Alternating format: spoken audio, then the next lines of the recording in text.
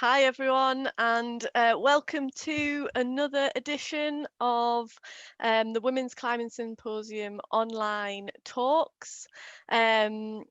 We have some fantastic stuff lined up tonight with Suz again. I don't know if you came to her last talk, which was on profiling and looking at how you could measure your own progress at home.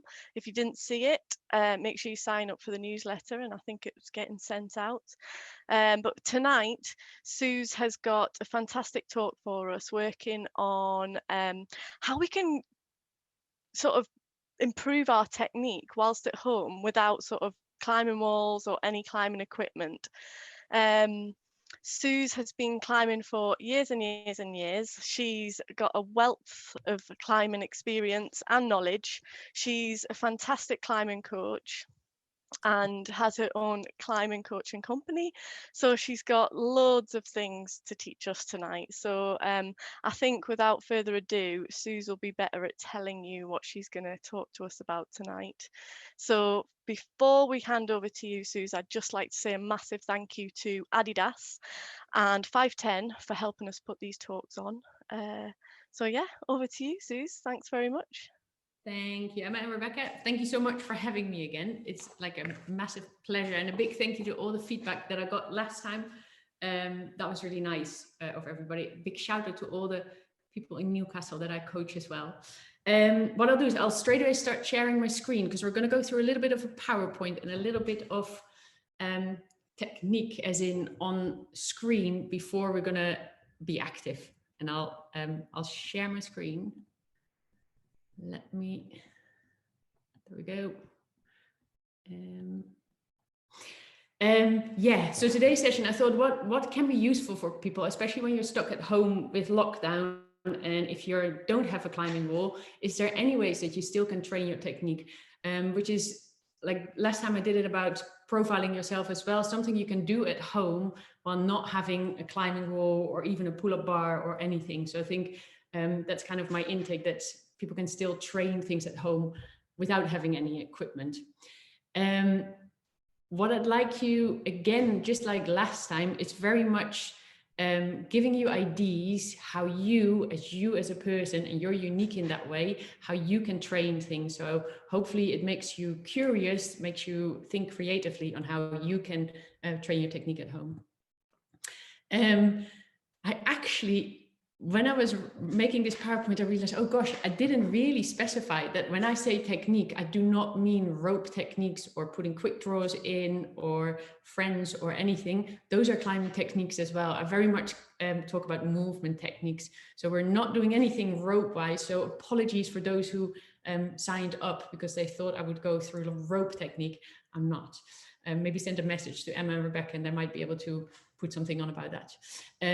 Yeah, so movement techniques. So their techniques are the basic movements within climbing. And for example, climbing techniques that we have are foot swap, inner flags, outer flags, counterbalancing, drop knees, etc. So all those ones there.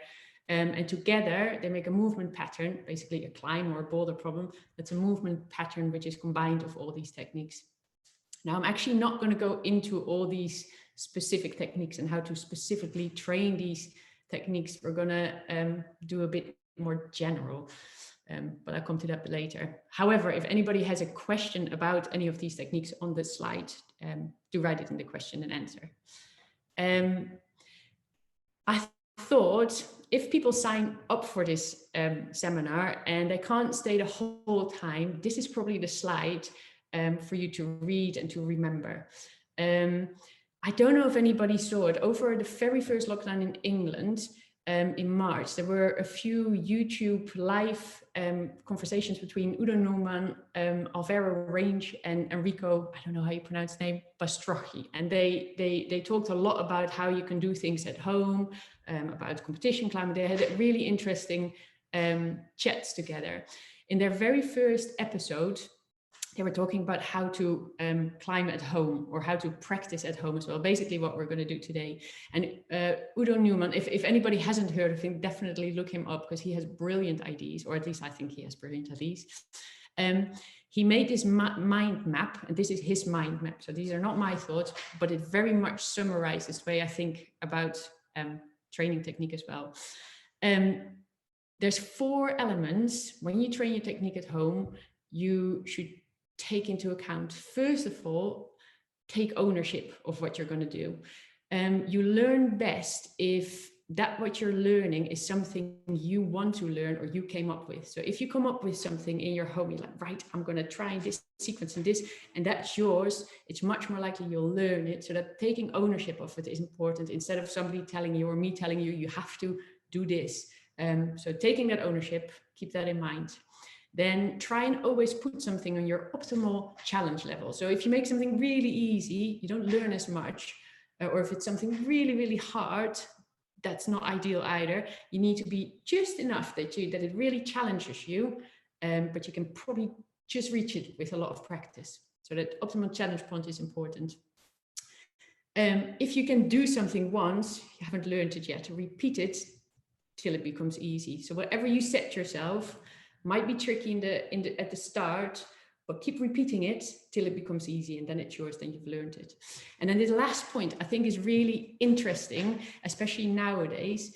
Udo Numa says there's a very difference between practice and performance. And what some people do is they video their practice, for example, and put it on Instagram or YouTube or wherever they put it. And then that practice actually becomes performance. So separate when you perform and when you practice. If you practice, you just practice for you, and it's not a performance that you need to video, for example. So be aware of that. Now those elements together, if you fulfill those, and this is more something that I fit in it, that will create fun. You will enjoy it. If something is, you came up with it and it's just on your optimal challenge point, you feel like you're practicing and it slowly becomes easier, super enjoyable. If it's not enjoyable what you're doing, maybe one of those 4 elements you haven't fulfilled. So have a think about those 4 elements. Another important thing, obviously, it has to have context.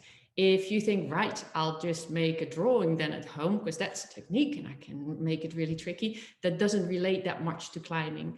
Now, the 3 elements suggested to put in whatever challenge you're going to come up with or whatever movement you're going to come up with is coordination, momentum, and balance. So those 3 things are really good to practice at home for your technique. So if you put some coordination in it, so momentum and balance, that will train your technique for climbing.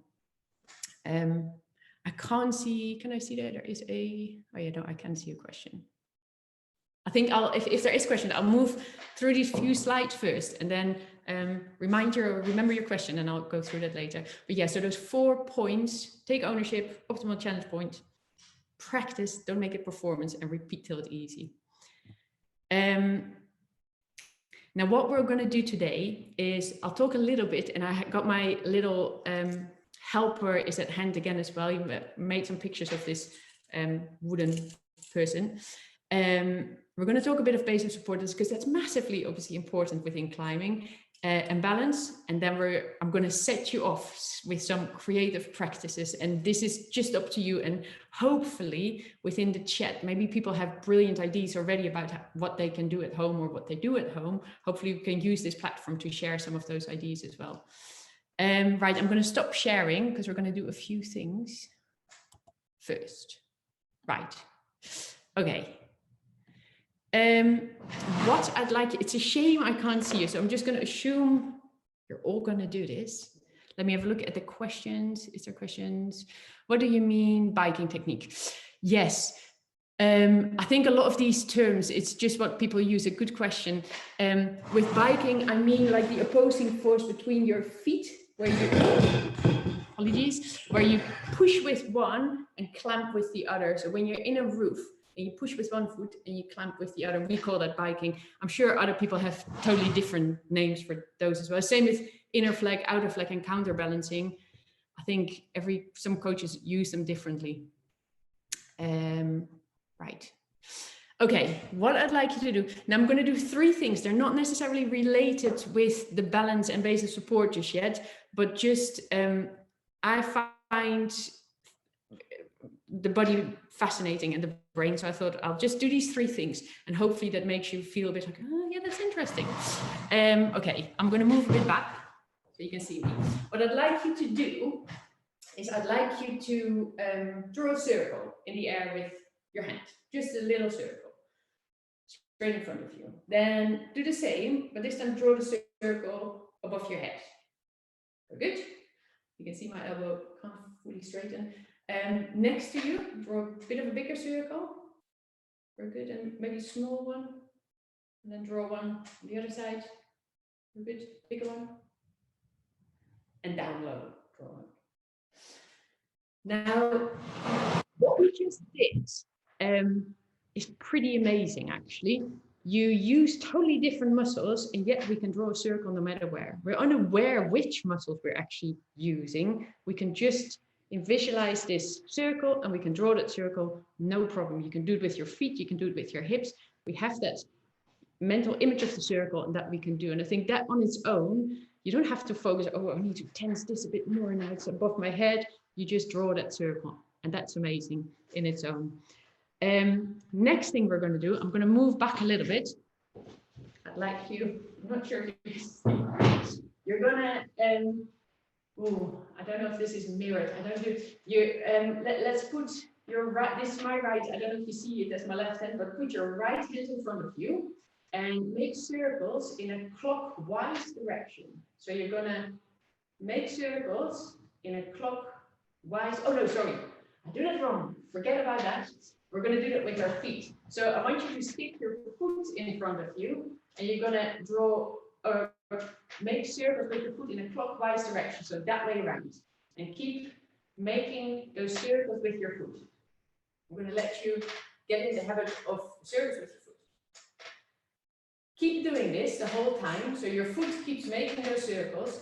Now I want you to stick the hand in the air of the same side of that foot. So if you have your right foot making the circles, then your right hand is going to go in the air. And now draw a 6, the number 6 in the air. And tell me in the chat what happened. So you draw circles, and I'd like to know, maybe somebody can say what happened. We'll see if anybody writes anything. Foot change direction. Very good. Yes, Wendy. So what happens, your brain does not like if one part of your body does the one thing and the other does the other thing. So what it is, the only way you could make them do the same if you would draw the 6 from its belly down upwards. That again is fascinating as well. I think that we think, okay, yeah, we can do that. I'll just draw the circle, and then, but it's like, whoa, no, it straight away changes. Do this again, but this time go with your hand in the circles. So make, again, clockwise direction with your hand, and then draw the 6 with your foot. See what happens. And if anything else happened, put it in the chat and we'll see what happened. Can you demonstrate? I can demonstrate how, except my brain works exactly the same. So I'll move back. So what happens is, what I want you to do is make a circle. And then while doing that, you're going to try and draw a 6 with your foot. And that, I can't do that. It is trainable, but I can't do it.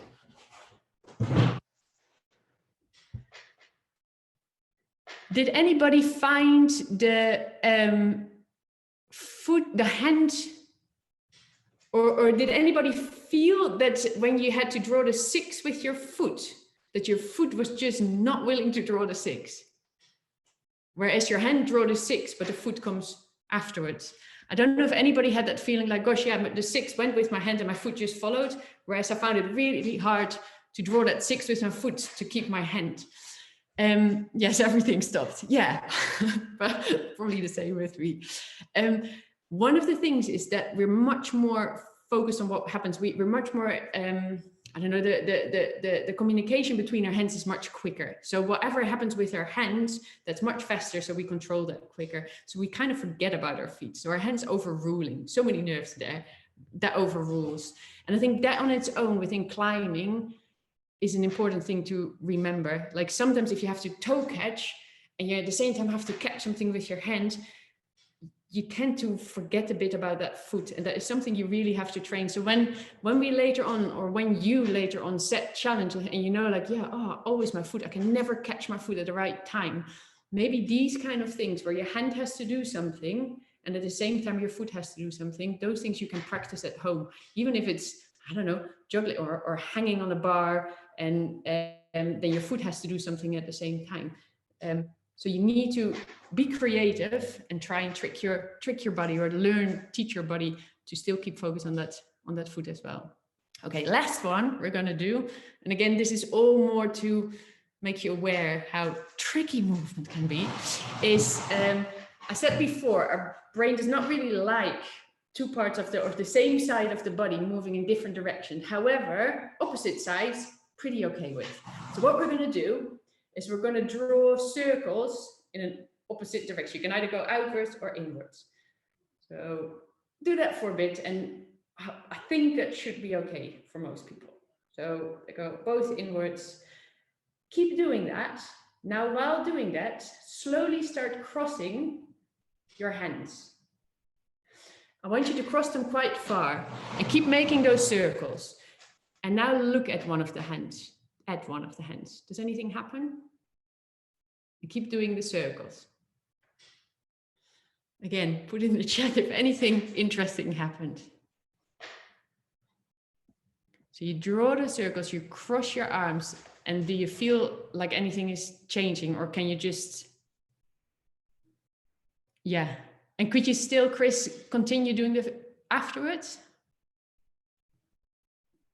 That's interesting. Gets a bit sloppy. Yeah. I find it tricky. Mine definitely as soon as I start looking too much, they get totally confused. I don't know if anybody's ever tried to ride a bike with their hands crossed, how extremely tricky that is. Obviously, the movement is also tricky. But one other thing that brain doesn't really like is when hands cross. All of a sudden, your right hand then becomes your left hand for the brain, and your left hand the right hand. Again, those movements in climbing, we do it a lot of the time, where you have to roll over, cross over. Those are really tricky, and you need to be aware that those are really tricky movements, and they need to be trained as well. Let me have a see. We are very visual. Yeah, that's totally true. Because if you do it with your eyes closed, try it, Chris. Maybe we can all do it again. See if you can continue, but with your eyes closed, and then it becomes simple. You're right. You're totally right. That's a really good point. Yeah. So with your eyes closed, yeah, you can do that easily.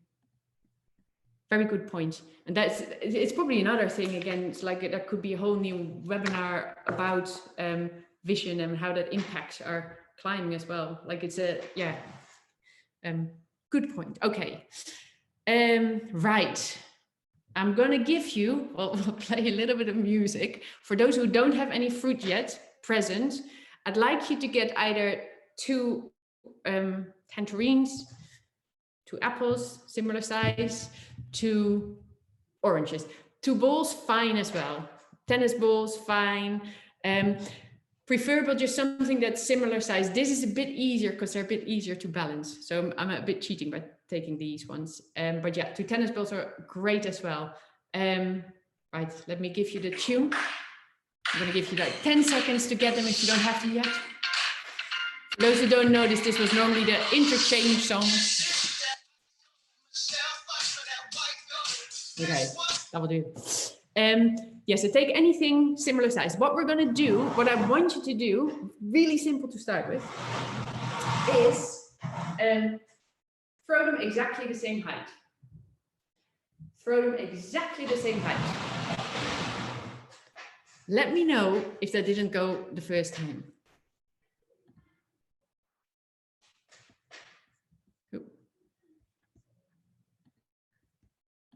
Right goes higher. Wendy, are you right-handed as well? Drop them. Yeah, to be fair, there's a bit of coordination. I was hoping that people have if you got really squashy fruit, there's going to be some messy exercises later. Dominant hand goes higher first. Very good. That on its own, again, I thought, I realized this because I thought I would be totally the same. And I realized this, I had my daughter has this equipment, 2 sticks and the sticks on there, and I threw it up and it went totally sideways. Like, what's that? Even though I thought they would be the same. Weaker hand goes higher first. Okay, keep doing it a few times. All I want you to do, and it might change, it might not. For some people, this might change. Think about that the one that left behind is going to initiate the movement. And that's all you have to do. You don't really, so if I would go this one really high, I'm going to be like, okay, this one's going to initiate it, but I still throw at the same time. See if anything else happens. So if you really think like, okay, this one's going to initiate, but they're going at the same time, but I'm going to let that one lead. Do they go more similar? Initially, the hand goes higher. Yeah, it will go higher. Yeah, good point. I'm two-handed, both goes the same. Perfect. Initially, hand goes higher, much closer. Yes, they're the same. I love the yes with the exclamation mark. I can juggle. Very good. Even though, Hannah, I can juggle too, but I was still amazed how much more one hand does than the other. And I think I might have to add a little bit to why this intrigues me, and why I think for everybody this is maybe interesting as well. We sometimes think we can put exactly the same force through both hands. Like if you say throw them exactly the same, I'm doing exactly the same, and yet you're not. And sometimes when you hold a hold, I was a bit of a sidetrack, but I was on the system board not long ago, which is exactly the same. I was holding the same two cycles, and I was like, gosh, this left one is way smaller than the right one.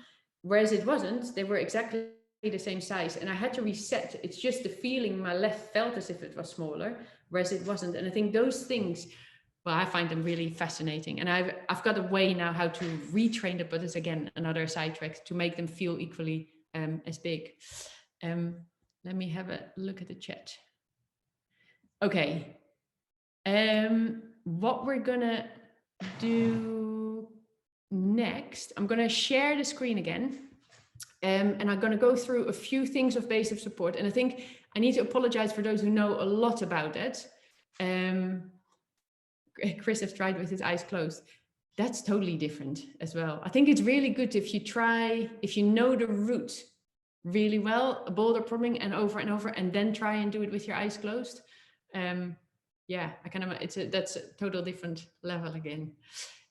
So yeah, I'll go through base of support and kind of your center of gravity and center of mass. And I think apologies for those who know a lot about that, but I thought I'll cover the basics there. So I'm going to share the screen. I might not be able to see the chat then, but I'll come back to the chat later. Okay, share screen. Here goes. Play. Now, base of support is basically the attachment points of your body to the ground or the surface on the wall. So in this picture, my little helper, if he's standing on the floor, his base of support are his feet. And that's the same for us. If we're standing, our base of support are the feet. He was hanging, I don't know if you see it, he's got quite a big chest. So his hand was hanging, his or her hand was hanging on the edge of a wall. His chest was touching the wall and his foot was touching the wall. So there's 3 attachment points. That's his base of support. And then on the table with his feet or her feet, their feet, the shins and the feet is the base of support. And then balancing on a little cardboard thing I made, the tummy was the base of support.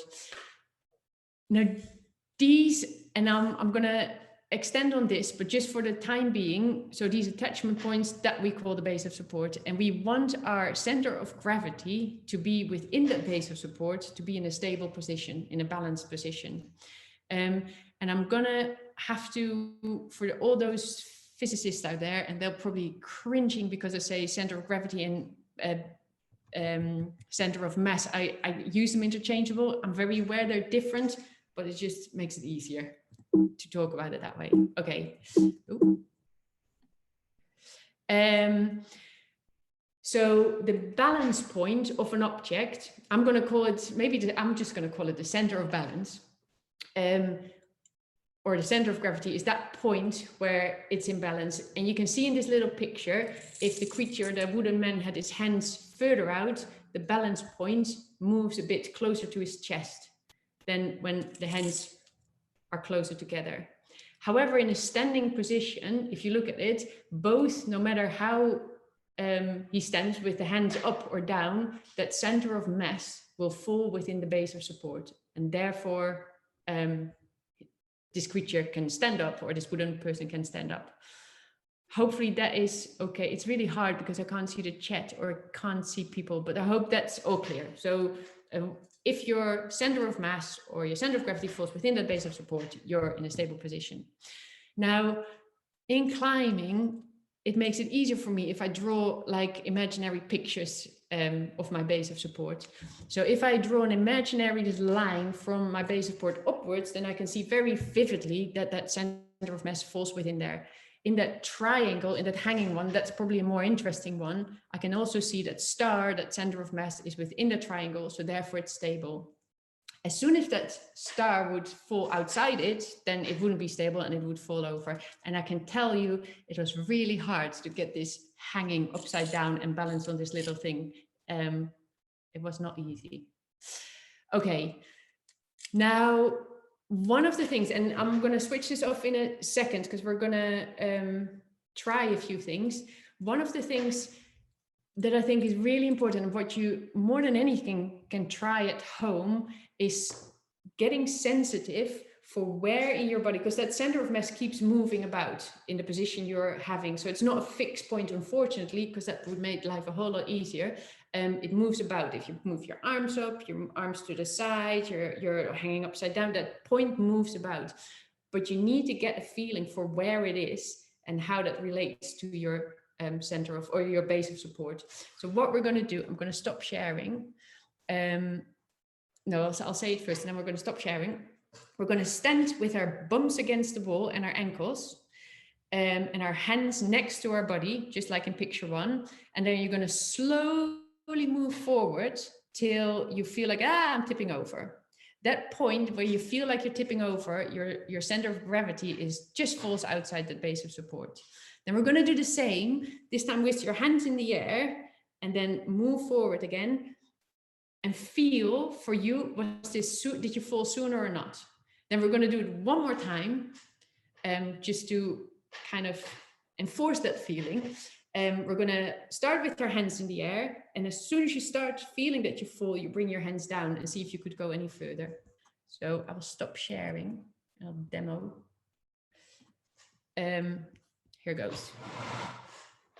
And again, if you have any questions, please put in the chat. So you're going to stand against the wall. Ooh, get the chair away. Maybe I should do it on the side wall, actually. Stand against the wall, then try and lean forward, but your bum stays against the wall as far as you possibly can, till a point where you feel like you're potentially going to tip. I'm going to feel like I'm tipping now. Then you're going to do the same. Remember roughly how far that was. You're going to put your hands in the air. And you're going to do exactly the same. Bum stays against the wall. Feel where you feel it. Just when you start feeling, bring your arms down. And feel if you can go any further then.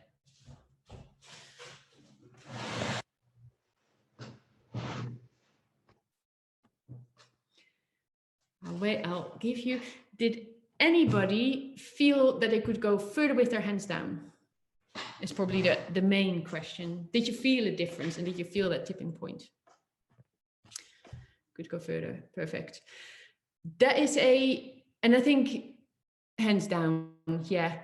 I think if anybody could go all the way, maybe I feel like I'm now in a sort of a lecture. Does anybody know if somebody could go all the way with their nose to their knees, what would that suggest? I feel like I'm taking my university lecture role in now. Could anybody, big feet? Yes, good point, Wendy. Chris and Wendy, you guys are definitely the star pupils here. Hyperflexion. Yes, a large base of support, very good, mind buffed.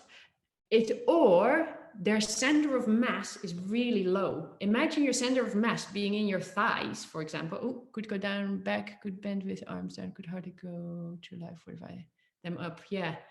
Now, I think even that feet, so for me, yeah, so another way is either really big feet, very true, or their center of mass is really low. So somebody with like really heavy lower legs might have their center of mass much lower, and that affects your climbing style.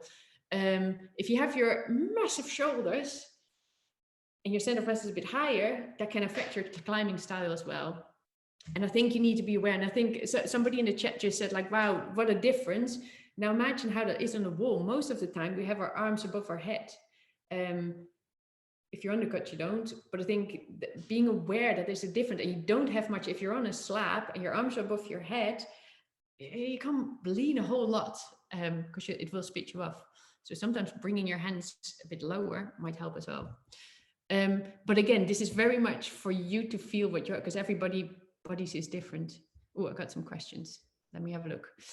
Oh no, there's no questions. Yes, what's the style difference in the center of gravity slopes? That is a very, very good question. Now, I'm actually in a bit of research in that. I can't say, this is my feeling, and at the moment I need to do proper research on it, but my feeling is that if people have a higher center of mass, they climb more with their shoulders, they climb more with their upper body. If they're lower, they climb more with their lower body and their hips. To the extent that I've been watching quite a lot of World Cup finals in the men are really interesting to watch, and I can anticipate upfront who's going to do which problem and who they're not going to do, just because of where their center of mass is. But that's more something goes beyond. But I think being aware of that, and that, yeah, I'll demonstrate something else. Let me demonstrate something. See if you guys see a difference as well. And this might become a bit more climate related. Okay, this is a 4.5 kilo weight. Now I want you to look at my hips more than anything. Wait, it's very low. Yeah, I'll look at the chat later. So I want you to look at my hips, and if you see a difference, wait, I'll move that up a bit. I think my head is chopped off. There we go. First of all, I'm gonna try. So if I want to lift one leg, I need to bring. I know my center of mass is roughly there when in the standing position. So to lift my leg, I have to move that above one of my foot. If I want to lift this leg up, I have to shift this to that side. So if I shift that, then I can lift that up. And now my center of mass is neatly above this foot. I could also try and over all the way that way and then lift it, but it's way easier to just lift my hips much stronger as well, and then lift my foot. Now see what happens if I take a weight in my hand. So now my center of mass will have changed. Really heavy. I'm going to hold it there first. Now I can go up, and that's where I feel it. There. I don't know if you see it, but I can very vividly feel it. So for people that feel like, gosh, that person is already rocking over so easy and I can't, that might be because your center of mass is like totally in a different position than the person you climb with. Yeah. So my hips need to go way further over, and the reason for that is that there needs to be much more weight on the other side of my base of support, because there was so much weight there. Yeah, very good. Good observation, everybody. Awesome. And I think more than anything, me demonstrating is good to see, but I think for you, and this is what I meant with like trying technique things at home, try it yourself. Get not one apple, get a few bags of apples, put them in a hand, and you will feel how much more you have to shift your weight to be able to get on that foot. And then do the same, but this time step on something, and that makes it even more. So you can try those things at home as well to get an indication of your center of mass. Let me have a look. How can you work your own? Well, I thought I had this brilliant way of coming up with it, but then I realized it was flawed. Posted on Instagram, was really proud of it. Then I realized, yeah, no, this is a flawed system. So I took the post down. I don't know. There's all these little ways. Let's try two, and these are not scientific ways, but it gives you a little bit of indication if it's relatively high or low, I think. We'll get our piece of fruit. I'm going to lie down. So get your piece of fruit in your hand, doesn't matter what it is, and kneel down. Then what I'd like you to do is put your elbow against your knee. Then your piece of fruit goes right at the end of your fingertips. So that's where you're going to put your piece of fruit. So as soon as and leave it there, then put your hands behind your back and then try and touch it with your nose. Bonus points if you can pick it up with your mouth, but see if you can touch your piece of fruit without falling over with your nose. You can only just do it. Now I anticipate that some... Can you show us again? I was chuffed that I just did it. Yes, of course I can. Okay, I'll show it from this way. So you get your fruit in your hand, elbow right at the end. There it is, hands behind your back. And then see if you can dip your nose on it.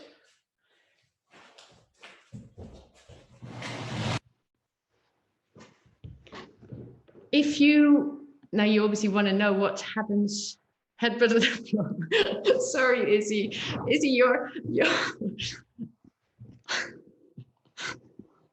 you could have imagined that we would have done this in our sessions as well. We would have had to done that. Managed, nice. Bruised nose. Maybe that's why I should have said use a soft to pregnant. Oh yeah, Alison. Oh my goodness, that doesn't work. You stop halfway. If you can't, and again, this is not at all scientific because it has to do with the length of your arm, etc. But if you can't, it's suggested that your center of mass is relatively high. Now, another one to do it, and that's, I think people might have seen that already, is, I'll show you again. You have to, it's funny to do this with people whose center of mass is low. What you do, I'll demonstrate it here. This is probably the best way. Take three steps backwards from the wall. 1, 2, 3. Then stand there. So you have 3 steps. You stand there, hand behind your back. You're going with your head against the wall. And then you try and get up again. Now, one of the things roughly to feel, and again, if you can't do that, then you probably fall into the wall. You can't get back up again. Then your center of mass is probably quite high. You don't know exactly where it is, but you can only know that it's high. Another one. Yeah, it's really fun to see when people can't get up. It's a bit harsh, actually. It's an interesting way that, yeah, I think the one that we did in the beginning with your how far from the Kate 3 feet. So do 1, 2, so 1, 2, 3, 3 steps basically, without shoes. Otherwise, it's too far. I think the one I was thinking another way. I don't know. The easiest way to balance. I've done it with my daughter. Is get like a foam roller and I put some planks on it. And I just balanced her in like a normal, just like that little creature that I balanced. And then you can see where it is. So yeah, get a foam roller. And then again, you only know it in a lying position, but it gives you a little bit of an indication if you're low or high. You need quite a sturdy plank, I think, where you can balance on. Was it? Oh, that's interesting. I'm sorry, Wendy, I'm saying to you, was it easier? Maybe move back, see how far you can go. But yeah, in general, they say it's roughly just underneath like 10 inches or 10 centimeters, 5 centimeters underneath your belly button. And for males, normally a bit higher.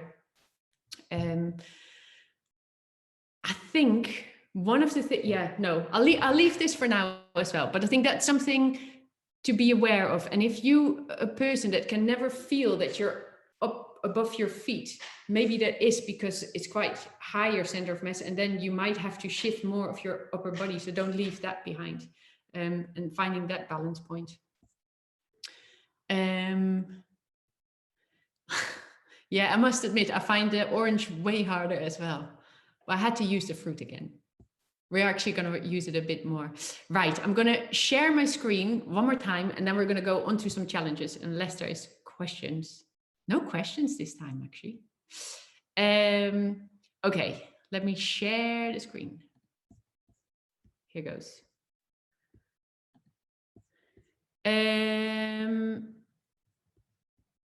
Play. Yeah, so we've done that one. So another way is to, what I said before, maybe if you bind like a little something around your middle and see kind of the point, what point is still above your feet before you tip over. But there must be a more scientific way. I'll try and figure one out. And if I know, I'll post it on my Instagram, I'll let you all know. My main take home message, and that's a bit what I did with that 4.5 kilo that I was holding as well, is that everybody is unique. So the position that I put it like are in a wall will not be your position, maybe similar, but not quite, because your center of mass will be somewhere different than mine. And every situation is unique. And I think that's why it's so important to keep practicing all these different situations so your body get a feeling for it. It's basically making yourself more sensitive to, okay, where am I in balance and where aren't. So yeah, I don't know if you can see, but by adding some weight to the wooden person, you straight away see that his whole body position changes because his center of mass changes, and it now has to shift to the left to stay in balance. Okay, right, here goes. The stickmen are back. What we're going to do, and these are just a few things that you can practice at home. But what I hope is that maybe we can use the chat, I don't know, or maybe, I don't know, use the chat for people to share what they've been practicing at home already and what they've been doing, what involves that balance and coordination and movement. And I'll give a few more ideas afterwards as well. Very first one is get your piece of fruit. I hope, like the one with the tennis ball, you're going to struggle because it's going to probably roll off your head straight away. I think, was that you, Chris? For those who have a tangerine easiest, you put it on your head, you're going to sit down and you stand up again. Now, the reason why this is that sometimes it's good to isolate a body part while the rest is moving. And that's within climbing as well. You need to isolate one part of your body while the rest is moving to keep things stable. If that is easy, try it again, but with one fruit balancing that way, not that way, because that's too easy, that way. What you'll maybe find is that all of a sudden the focus on two stabilities makes it really tricky. And you're probably going to focus on your hand and your head is going to fall off. I think, because that's within our vision, what we said before. So that's the first one. Then the next one is don't use squashy fruit for this. I suggest I'm only going to show you the start position and the finish position, and I'll let you figure it out yourself in between. So you're going to start with one fruit between your leg. I don't know if you can see me, and you're going to finish that position with one foot crossed. Then number 3, I would actually suggest you use a pole. It's not like I've tried to make a banana. I thought that it makes it a little bit easier if you can use a banana there because it's a bit longer. I'm going to show you the beginning and the end again. That's for you to find out how you're going to get there. I think Adela used this one once in the Women Climate Symposium. You're going to start in that position. You're going to end. Ooh, is the ball? Can't even do it down there. I can't even do it down there. You're going to end with the stick on the back of your feet. And then the last one, and then I'm going to unstop sharing, then I can see all the questions if they're coming. But I'll show you the picture still. The last one, and this one is really good to get that feeling of being above your base of support or not. The last one we're going to do is you're going to try and stand as close as possible to start with against the wall. And then if that doesn't go, you can slowly move further to the point where you can do it. So imagine your feet right against the wall. I can't fully do it. Right against the wall. Then you're going to slide down into squat. If you can, you're going to go back down and then back in, and I can't do that going back up to my feet again. And then you stand up. I find it really hard, that one. And then you can do the same with your with something on your head. Try these. What I'll do, because I can't really see the chat. So what I'll do is I'll get rid of this, but I can show, I got it printed out as well, so I can show these pictures if anybody wants them. Okay, let me stop sharing. Let me have a look at the chat. So I suggest try them for a bit, and then if people are finished, maybe say finished, and then we can, then I'll say a few more things. And I think that's done really. How is number 2 even possible? Oh, that's the only one. The only one I can do. You need to keep that. Let me see if I can demonstrate. I'm not warmed up at all. I already feel it in my back, that one. Right. Eleonora, I'm going to try and see if it works. So this was number 2, wasn't it? So we squash it between, and then you enter in that position.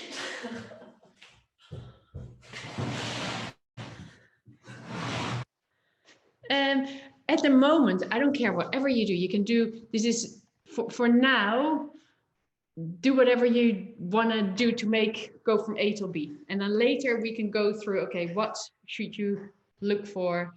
And what, I think with these challenges, I would try them all first, see what you can do. And if you feel like, well, there's no way I can keep my body against the wall, move a bit back, but also notice, okay, what limits me then? Is my shoulders can't go far enough, my back can't stretch enough, I can't get in the frog position, etc. I don't understand that floor twist one. Okay, Chris, I'll demonstrate. I'll just demonstrate it with my little helper. Here goes. He's lying on his back.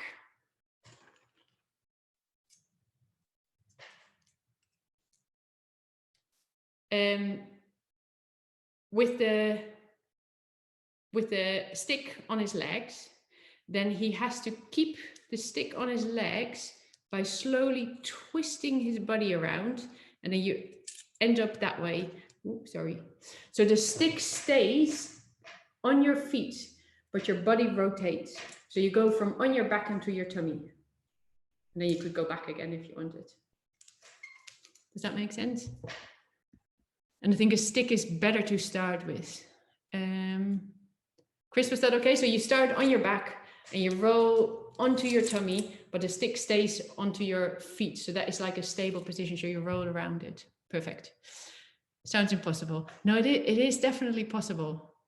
That said, like just a second ago, it felt totally impossible as well. But I've done it. I have done it before. Andrea, will you be able to share the pictures with you? Yes, what I'll do is I'll, after the session. Yeah, I'll just send them to Rebecca again, and then she can send them out to everybody. I'll just put them on my Instagram as well. No, I'll send them definitely. I'll send them out all.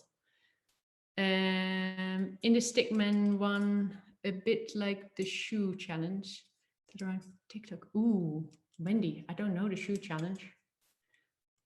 What's the shoe challenge? My daughter is fully into TikTok, but I must admit, I'm not really on TikTok. I'll ask her. I'll ask her if she can show me the shoe challenge. I'm intrigued. Right. Did anybody manage any of them yet? That was unique for training. Oh, Emma, sorry, I have any questions.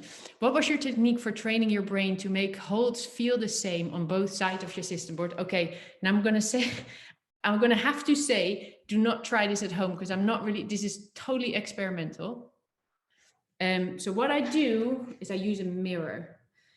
I get a pen that's quite big and a very similar size pen that's very small.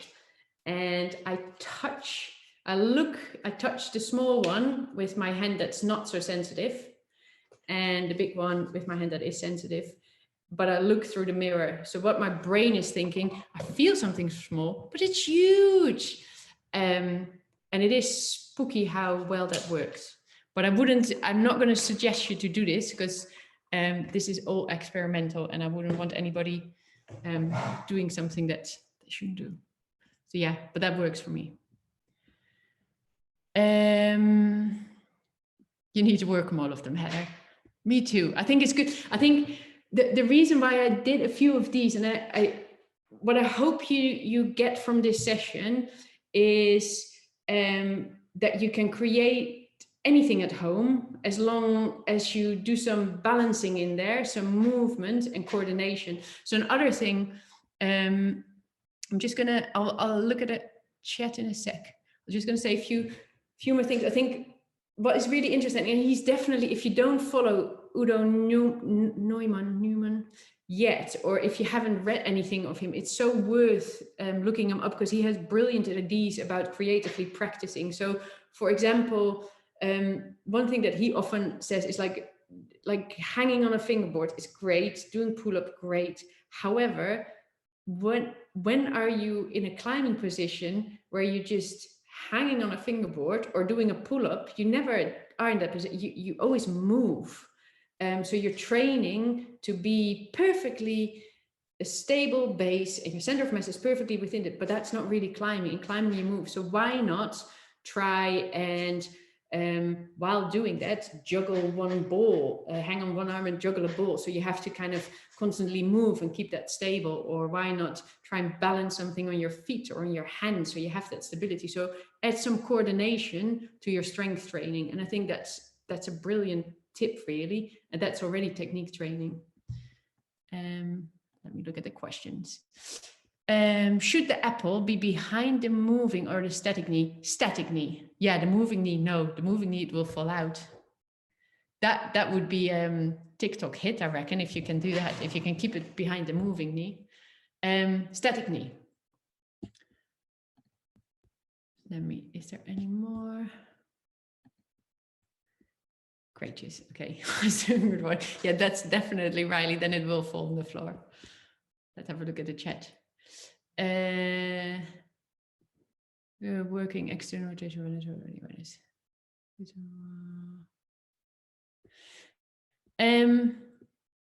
I don't know. I don't even know what time it is, but I think, oh, it is 5 past. I thought it would be way that we had loads of time. I think so. My take home messages would be play around with being in and out of balance. Massive. I don't know if you noticed, but I do a lot with Swiss balls and balance board things, because that feeling of constantly being out and in balance. And if you do, for example, if you're in what we did last week, like when you were in a hollow body position, imagine having like something heavy in one hand, then your center of mass goes out. So you have to really try hard and then rotate it around, and you'll feel constantly the rotation of that center of mass within your body. And it's really good training, really hard, but good training. So play around with those things as well, instead of just holding that hollow body. Other thing, what I think Udo said it once as well, it's like, yeah, why not? If you do a pull-up, why not doing a pull-up on a towel? 2 towels, make it different, surprise your brain. Don't always do the same, do these different things. And I think that's more a strength thing, but equally add that surprise and the coordination in it. With some yoga also, I don't know if I'm just going to read, I don't know, I'm in the chat, I'll just read the chat questions as well. I don't know if these are meant for me or for people within the chat. So if you have a really important question, make sure to put it in Q&A, because otherwise I might miss it actually. Would some yoga exercises also help the balance training? If so, do you have any suggestions on videos, online courses? Now, I must admit, I haven't done yoga, and I'm not sure with yoga if it's too, I think it is all about balance. Rebecca might actually be able to answer it, because Rebecca does yoga. I don't know if it's too static from one movement in another. Within climbing, it's sometimes maybe more dynamically. I'm not really sure. I think it definitely will help you with your balance. However, I would always try and add feedback of the wall in some of the exercises you do as well, because that relates much more back to climbing. I think we can do some balances with working some transitions, which would be that kind of weight transfer thing. So yeah, I'll put that in a couple of weeks' time. Perfect. there you go. Thank you. Yeah, I think that was it. I think I don't have an other than think about those 4 elements in the beginning. Make it your own. Make it practice and not performance. Challenge yourself. Don't make it too easy, not too hard, like totally out of challenge. Set your own challenge and repeat till you can do it easily. That's hard, but yeah. Ooh, there's 2 more questions. One knows, one has a lower center. What kind of exercise should one focus on? You know, Sabina, I don't think necessarily it's just information you get. I think if you know that you've got a really low center of mass, then you probably move much more. Your movement will come, it normally does more from your hips, but you're probably even more so are going to drive more first lower body than like leading with your hands too much. So it's not, yeah, I would say it is that awareness you need to get. Any balance board suggestions? I can do normal standing, but then all YouTube videos do squats, etc. Seem to be big jumping thing in between. Maybe hold something in your hands. Change your weight and still be aware of that. So and do that with climbing. Like you might be able to stand like that, but what happens if you slowly have to move your hand up, which happens in climbing? How do you shift that back? What how much do you have to shift back? So I think add movement to the balance. Right? I think that's it. Eating the apple on the balance board. I think that's actually great, yes. I wonder how much fruit has got squashed during this session. Yeah, thanks, Suz. That was brilliant. It's really good to do these things and know exactly, well, understand your body more. And yeah, it's really interesting, isn't it? Because lots of people, and me especially, like when you're out climbing with people, you compare yourself to them and you're kind of thinking, well, they can do it like that, why can't I do it like that? It's really good to think a little bit differently about those things.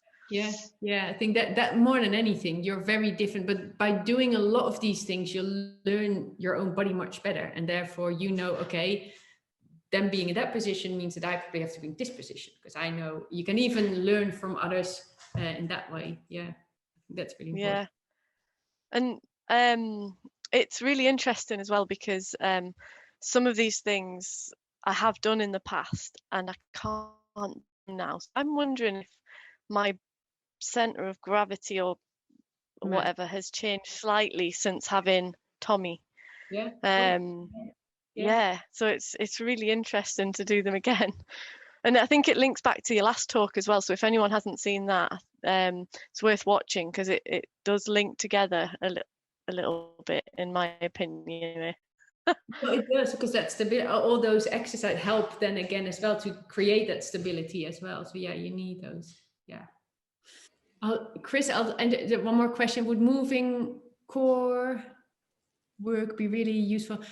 I think it is. Yes, massively useful.